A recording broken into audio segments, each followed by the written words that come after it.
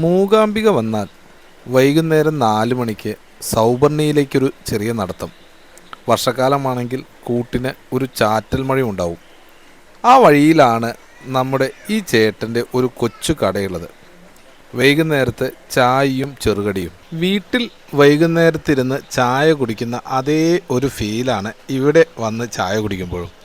കാരണം നമ്മുടെ കുട്ടികൾക്ക് എന്ത് ഇഷ്ടമാണോ അതേ ഇഷ്ടത്തിന് ചായ ചൂടാറ്റിയും കടുപ്പം കൂട്ടിയും കുറച്ചും ഒക്കെ ഏത് കടിയാണോ വേണ്ടത് ആ കടി അത് എത്ര എണ്ണം വേണം അതെല്ലാം എടുത്ത് തരുന്നൊരു ചേച്ചി.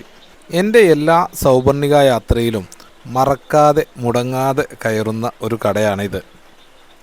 ഇവിടെ അവസാനം നമ്മൾ പൈസ കൊടുക്കുമ്പോൾ ഇത്ര കുറച്ചേ ആയുള്ളൂ എന്നൊരു തോന്നലും നമ്മുടെ ഉള്ളിലുണ്ടാകും. രുചിയുള്ള ഭക്ഷണത്തെ സ്വല്പം സ്നേഹവും വാത്സല്യവും ചേർത്ത് വിളമ്പുമ്പോൾ അത് മറക്കാനാവാത്ത ഒരു സ്വാദായി മാറുന്നു.